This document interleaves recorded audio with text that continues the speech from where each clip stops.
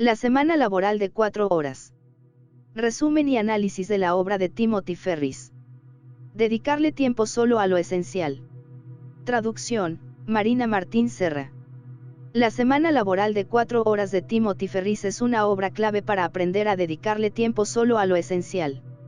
El libro, que tras su publicación enseguida se coloca como líder de ventas, te muestra los trucos para mejorar tu rendimiento profesional siguiendo los 3 consejos de Ferriss: eliminar, racionalizar y externalizar.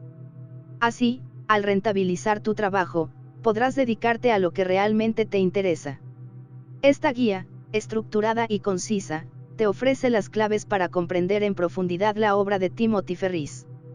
Sumérgete en el resumen de la semana laboral de 4 horas, el contexto en el que se escribe, la biografía del autor y las repercusiones del libro, además de los límites de su perspectiva.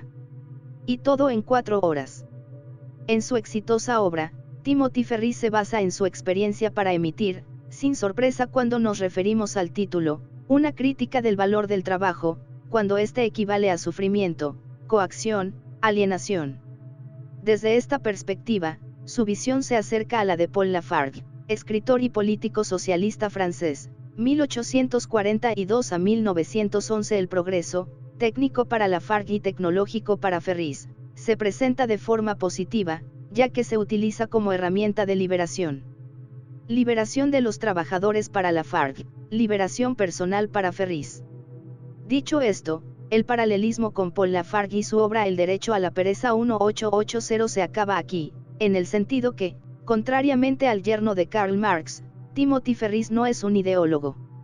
No hace crítica social o económica. De hecho, para decirlo de alguna forma, no realiza ninguna crítica. Ferriss presenta simplemente su experiencia y explica en qué medida su método, que para él ha sido una garantía de éxito, se puede reconducir y adoptar, total o parcialmente, para facilitarse la existencia manteniendo, o incluso aumentando, los recursos financieros. Contexto y ámbito. Timothy Ferriss, procedente de una corriente vinculada con las nuevas tecnologías, con el espíritu emprendedor y con la autorrealización, representa por sí solo varias facetas del desarrollo personal tal como se concibe desde los años 70.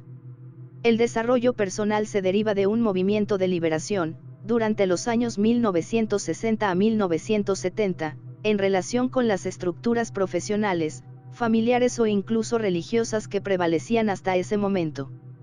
Para el individuo, se trata de reivindicarse como tal y como actor de su propia vida, con una voluntad emancipadora y de autoafirmación. En ese momento, aparecen el movimiento hippie y un cierto entusiasmo por espiritualidades, alternativas, orientales, indias, amerindias, así como algunas corrientes más teóricas. Estas conducirán, en especial, a la escuela de Palo Alto, cuyas teorías se basan en la comunicación y en las relaciones entre el individuo y su entorno, y a sus desarrollos, como la PNL, programación neurolingüística, que integra en mayor medida una dimensión de cambio, de evolución de la persona. La semana laboral de 4 horas. Resumen. Tim Ferriss, basándose primero en su propia experiencia, elabora una serie de consejos, no podemos hablar de teorías, con el objetivo de mejorar su rendimiento profesional. De forma general, esta mejora se basa en 3 puntos. Eliminar. La primera etapa consiste en suprimir de la agenda las tareas absorbentes y que no aportan nada, o casi nada. La mayor parte de las reuniones están entre estas tareas que hay que eliminar. Para Ferriss, una reunión tiene que tener una hora de inicio, una hora de finalización y una finalidad precisa, tiene que resultar en una toma de decisión. Según él, un gran número de reuniones son inútiles, y se escapa de ellas con el pretexto de una tarea importante, un trabajo urgente que tiene que terminar, y añade que uno de los asistentes a la reunión le transmitirá su contenido. Además, recomienda eliminar toda una serie de informaciones, aconseja desconectarse, no solamente del correo electrónico, sino también de los distintos sitios web de información, no mirar las noticias en la televisión, ni escucharlas en la radio, etc. Para él, todo esto es, fundamentalmente, una pérdida de tiempo. Otros pueden encargarse fácilmente de resumir estas informaciones, en pocos segundos, en respuesta a la pregunta, que hay de nuevo en el mundo. Para el autor, lo que no esté relacionado con las actividades del momento resulta inútil. Por lo tanto, ir a lo fundamental pasa por la eliminación de lo superfluo. Es lo que llama, la ignorancia selectiva. La ignorancia selectiva. El autor no nos obliga a desinteresarnos de todo y a que no nos informemos más. Simplemente, en el marco de una actividad de trabajo, cuyo objetivo es limitar la restricción y maximizar los beneficios, aconseja hacer tabla rasa de lo que molesta, de lo que hace perder el tiempo, en resumen, de todo lo que impide que vayamos directamente al grano. Y, a partir de entonces, no hay nada que impida adoptar esta misma práctica para las actividades de ocio, leer un libro antes que una revista, o mirar una película de autor antes que zapear durante horas delante de la televisión, por ejemplo.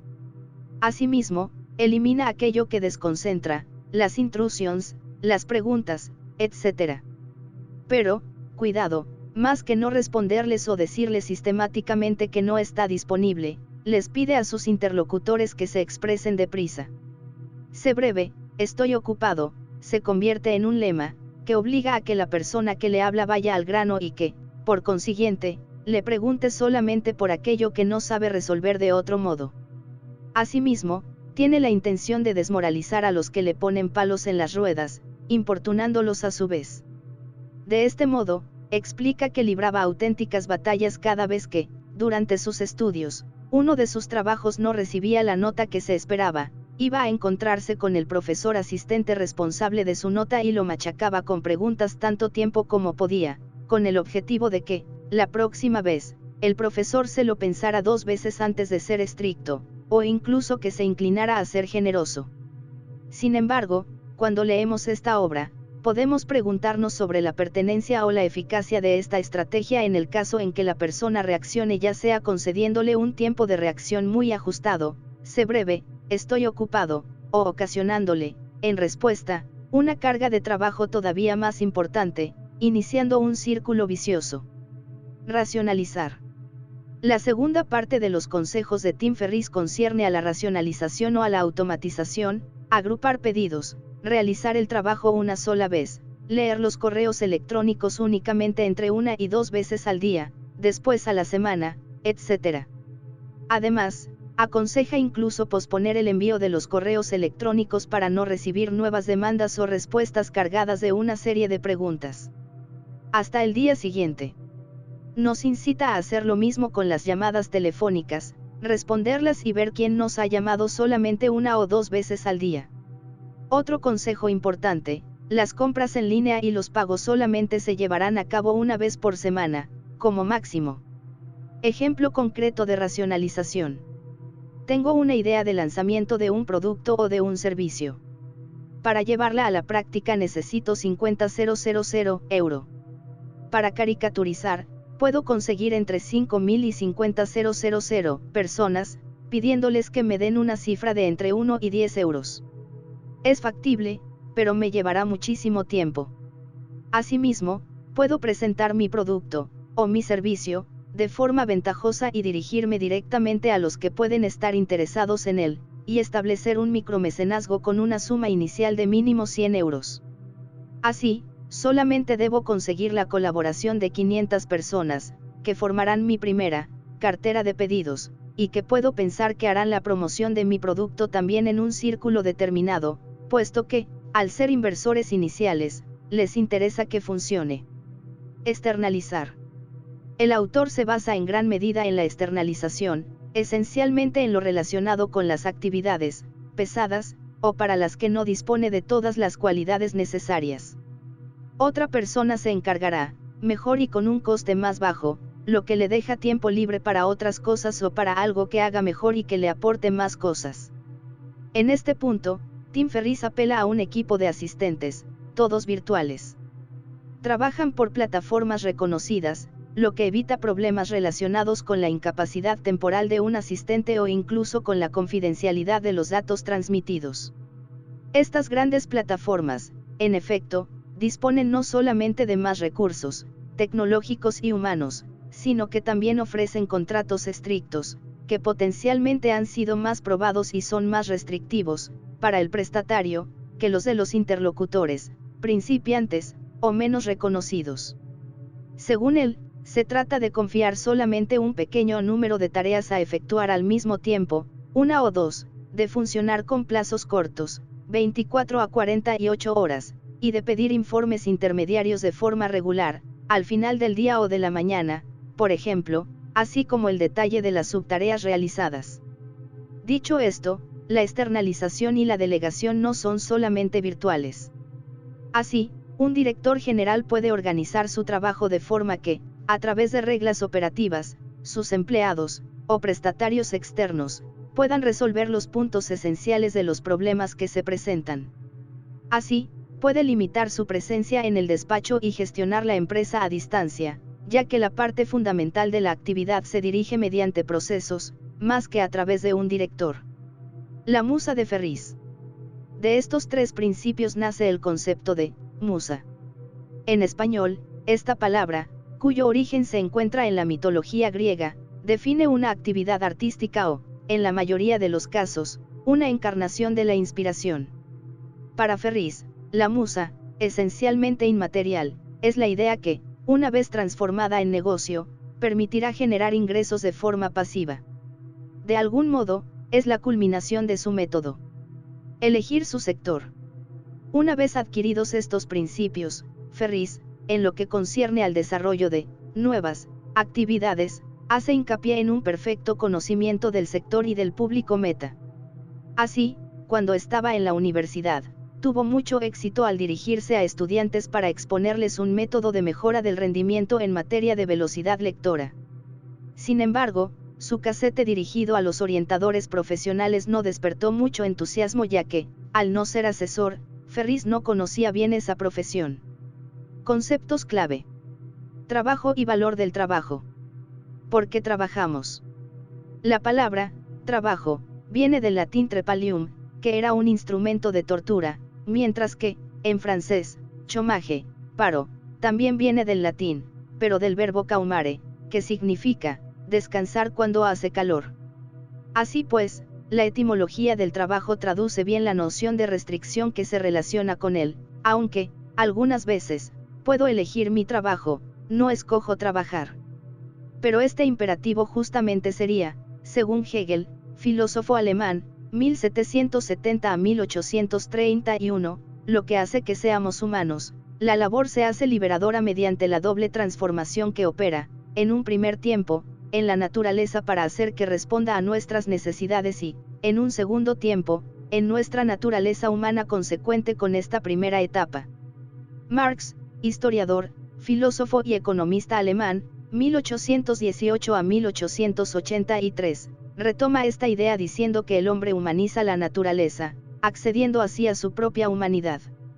Encontramos la valorización del trabajo y del trabajador en la propaganda stajanovista, en referencia a Alexei Stajanov, 1906 a 1977, un minero ruso que batió récords de productividad, o incluso en la expresión, Arbeit macht frei, el trabajo os hará libres, sacada de la obra homónima de Lorenz Diefenbach, filólogo y lexicógrafo alemán, 1806 a 1883, en la que algunos jugadores encuentran la redención mediante el trabajo. Esta valorización del trabajo como un salvoconducto contra los vicios de la existencia también se acerca a Cándido 1759 de Voltaire, escritor francés, 1694 a 1778, en la que presenta el trabajo como un medio para alejar al hombre del aburrimiento, del vicio y de la necesidad.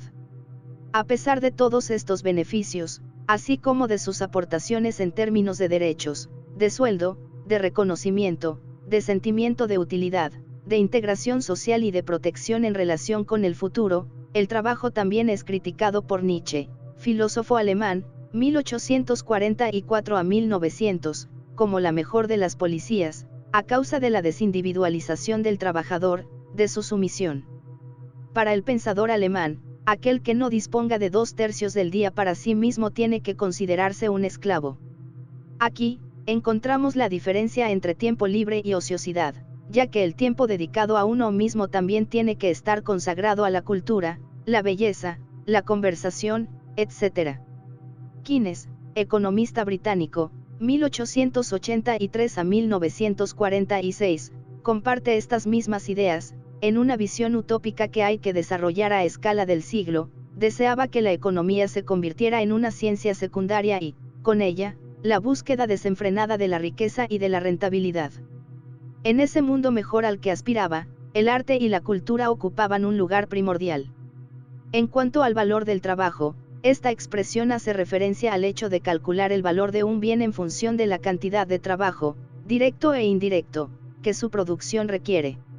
En relación con estas definiciones, al contrario de lo que el título de la obra puede dejar pensar, Tim Ferriss no defiende un postulado de reducción del tiempo de trabajo. De hecho, él mismo lo reconoce, eligió el título de la obra esencialmente por razones de marketing y no se trata tanto de animar a trabajar menos como de trabajar de otro modo. Externalización. Subcontratar lo que resulta pesado o lo que otros podrían hacer mejor y a un coste más bajo es casi un leitmotiv de Ferriss. Para él, resulta claramente más pertinente pero, sobre todo, más rentable, apostar por las cualidades y externalizar los puntos débiles. Utiliza un ejemplo para ilustrar esto: es más fácil hacer un 10 que 5-8. Ley de Pareto. La ley de Pareto es el resultado de las observaciones del economista italiano Vilfredo Pareto, 1848 a 1923, según las cuales el 80% de las propiedades italianas pertenecen al 20% de la población. Por extensión, Pareto deduce que, en un cierto número de ámbitos, el 80% de los productos, o de los outputs, son el resultado del 20% de los recursos, o de los inputs.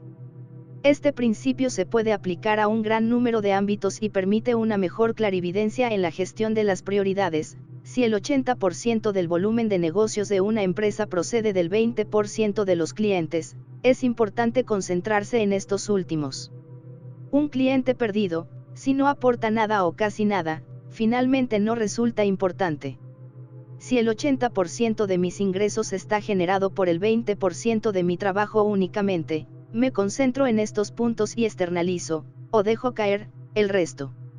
O, incluso, si el 80% de la satisfacción procede del 20% de mis acciones, también puedo externalizar o abandonar las que, in fine, me causan más problemas o complicaciones que satisfacción. Ley de Parkinson. La ley de Parkinson describe una especie de efecto bola de nieve aplicado a la organización del trabajo. Según este principio, el tiempo dedicado a un trabajo aumenta hasta ocupar todo el espacio que se le asigna. El trabajo se vuelve complejo con la multiplicación de las subtareas llevadas a cabo para realizarlo, por un lado, así como con la multiplicación paralela de los intervinientes o de los ejecutantes. Esta ley coincide con las observaciones de Ferriss sobre todo en lo que se refiere a la pérdida de tiempo social, el tiempo dedicado a las reuniones, las respuestas a los correos electrónicos que tienen que llevarse a cabo, en tiempo real, y la falta de autonomía de algunos trabajadores. Así pues, Ferriss nos propone contrarrestar esta ley mediante la aplicación de sus tres grandes principios: eliminar, racionalizar, externalizar. Asimismo, para combatir dicha ley, Ferriss hace hincapié en la indispensable precisión en los términos de todo trabajo que se le pide realizar a otras personas, en concreto, qué tareas hay que llevar a cabo, y con qué plazos. Repercusiones.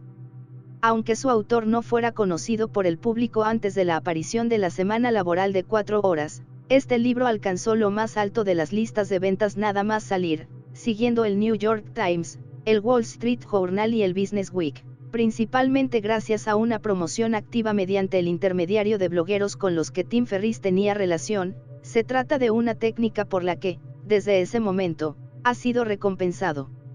Desde la edición de su obra, el emprendedor es considerado como una especie de gurú. La importancia de su personalidad se ha destacado con la expresión, The Tim Ferriss Effect, el efecto Tim Ferriss, proclamada por el escritor estadounidense Michael Ellsberg, nacido en 1977, después de que un comentario sobre su libro publicado en el blog de Ferriss hubiera, según él, resultado en un aumento de las ventas superior a un artículo en el New York Times y 3 minutos en la CNN. Se trata, sin lugar a dudas, de un personaje carismático. Su trayectoria y una reflexión sobre sus deseos y sus capacidades le sirven, también, de punto de partida para su libro. Su proceso y sus consejos se basan, por lo tanto, en relatos de vidas, primero de la suya y, después, de las de otros. Críticas a su perspectiva. Aunque pronto se plantea el sentido de la posesión o de la acción, uno de los límites más evidentes de su obra concierne a la manera de poner por delante la personalidad, el individualismo del emprendedor, sin formar parte de ninguna ideología. Aquí no se trata de hablar de responsabilidad social, medioambiental, etc., aunque estos planteamientos pueden intervenir, lo harán por el hecho del carácter del emprendedor, y no por el sentido del proceso. Nos encontramos lejos de una definición, positiva, del inversor, como podía proporcionarla Keynes, que, con ello, diferenciaba al inversor del rentista. Así, el autor aconseja vender productos caros, y dirigirse de este modo a una clientela limitada de gente acomodada. Para él, esto solamente tiene ventajas. Una clientela limitada implica seguimiento y carga de trabajo inferior, una clientela acomodada se traduce por menos problemas de pago, un precio de venta elevado comporta un margen elevado, que asegura tesorería, permitiendo enfrentarse a eventuales golpes duros. Y, cuando habla de margen elevado, habla de un precio de venta de 8 a 10 veces superior al coste del producto. Sin embargo, basa sus consejos en una musa eficaz sobre todo porque se pone en práctica en un entorno de nicho económico, donde hay poca competencia. En este tipo de entorno realizó la parte central de su experiencia, con sus productos de mejora de rendimiento. Sin embargo, para una serie de productos o de servicios, un margen semejante parece difícil de mantener. Por ejemplo, menciona el artículo de un periodista y autor estadounidense, A.J. Jacobs, titulado, ¿Cómo subcontraté mi vida? El hombre se presenta como autor y periodista que en un primer momento trabaja principalmente desde su domicilio, y que externaliza una parte importante de su trabajo, la investigación documental y la redacción de documentos de síntesis. Ahora, imaginemos a un periodista autónomo belga al que se le paga una tarifa bruta de 9 € por una línea de 60 caracteres.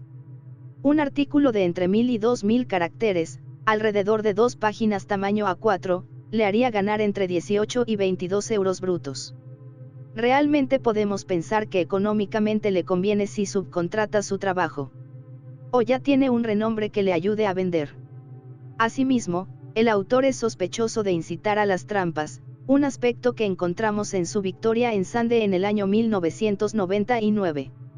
En su obra, afirma además que, todas las normas pueden plegarse o romperse, sin que haya que faltar a la ética. Ferris 2012, 29. Ferris, acentuando este rasgo, no duda en dar consejos que tienen su origen más en bromas que en verdaderas recomendaciones.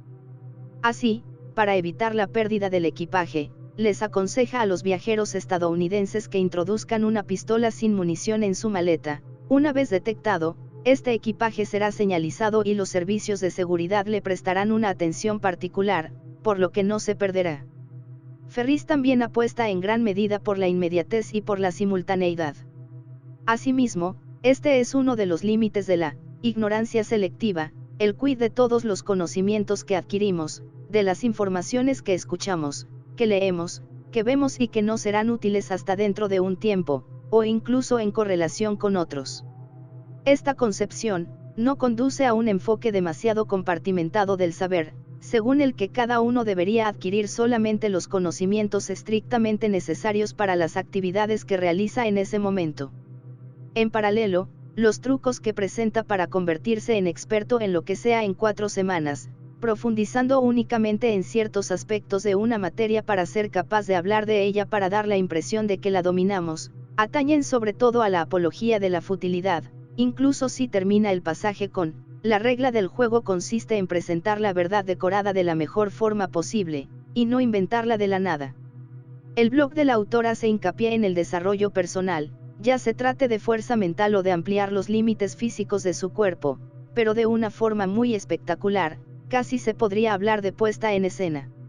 Así, una de las entradas más populares habla de la deshidratación extrema, How to lose 20 a 30 pounds in 5 days, The Extreme Weight Cutting and Rehydration Secrets of UFC Fighters, que en español se traduciría por Cómo perder de 10 a 15 kilos en 5 días, los secretos de la pérdida de peso y de la rehidratación de los boxeadores de la UFC. Otra entrada muestra al autor en compañía de una de sus lectoras que, gracias a sus consejos, ha logrado pasar de un trabajo penoso a un trabajo creativo, Whitney Cummings on Turning Pain into Creativity. Cada artículo contiene vínculos a archivos de audio y de vídeo del Tim Ferriss Show, un podcast de entrevistas de personalidades prósperas en su ámbito. Así pues, siempre encontramos presentaciones concretas, sin duda. Experiencias vividas. Pero el conjunto sigue siendo extremadamente autocentrado y autorreferencial, y falta ponerlo en perspectiva. Cabe destacar que, en la red, no se comenta el libro como una obra de gestión o de economía. Las observaciones, ya sea para alabarlo o criticarlo, a menudo se centran más en la personalidad de su autor y en el marketing que en consideraciones económicas y teóricas. En la web del New York Times, el artículo, The World According to Tim Ferriss, figura en la sección, Moda y estilo. Extensiones y perspectivas similares. El planteamiento de Timothy Ferriss constituye en cierto modo una síntesis, por una parte, de las diferentes corrientes procedentes del desarrollo personal y, por otra parte, de la gestión de la externalización. En este sentido, la obra se une a las tendencias actuales del coaching personalizado. Dicho esto, puesto que Tim Ferriss no se presenta ni como un ensayista ni como un teórico, y probablemente esta no sea su ambición, no crea una corriente teórica original que se basaría en un método desarrollado según sus consejos. Tim Ferriss se basa en su propia experiencia y en el relato de personas que han seguido sus consejos. Así pues, fundamentalmente, se trata de relatos de vida, de primera mano, al pie de la letra, es decir, sin perspectiva teórica ni análisis profundo, que forman parte de la noción más extensa de desarrollo personal. Su libro es ciertamente un superventas y sirve de ejemplo, particularmente en la red, pero no por ello podemos hablar de una corriente de pensamiento real. Tiene éxito. Mucha gente compra sus libros. Muchos siguen sus consejos. Sin lugar a dudas, ha cambiado la vida de una parte de estas personas, para las que habrá un antes y un después. Pero, más allá de este éxito, en la práctica no podemos hablar de una revolución de envergadura. En resumen, excelencia, basándose en su propia experiencia, Timothy Ferriss afirma que los objetivos que a priori son utópicos son más fáciles de alcanzar que los realistas. En la cumbre la competencia no es muy fuerte, mientras que, dentro de la media, es salvaje. Así, la intención de Ferriss es desarrollar, en la vida diaria y para todos, sus puntos de excelencia para alcanzar sus objetivos, o incluso superarlos. Los otros aspectos del trabajo, que no están vinculados con sus puntos fuertes o con la superación personal, tienen que externalizarse. Externalización. Una parte importante de esta externalización pasa por las nuevas tecnologías y por recurrir a la automatización de las tareas, que permite liberar tiempo y, una vez el concepto de la musa está bien establecido, tiene que poder conducir a una automatización de los ingresos.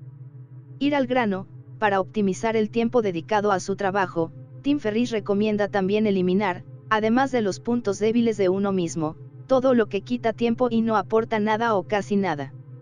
Desconectarse de la información es uno de estos aspectos, así como el hecho de limitar en la medida de lo posible el número y la duración de las reuniones, posponer la respuesta a las llamadas telefónicas o a los correos electrónicos, etc. En resumen, se trata de dedicarse por completo a su trabajo, aquel que a uno se le da bien, que se ha vuelto lo menos restrictivo posible y que está claramente definido. Concepto de trabajo. Finalmente, lo que cambia es la noción del trabajo. Para el autor, este último consiste, por una parte, en gestionar los recursos que incumben a lo que hago peor y que he externalizado o delegado y, por otra parte, en optimizar y valorizar mis conocimientos y competencias. Por lo tanto, una parte de las tareas cotidianas ya no se consideran trabajo, realizar una entrevista, por ejemplo, porque se trata de acciones efectuadas para uno mismo, sin coerción.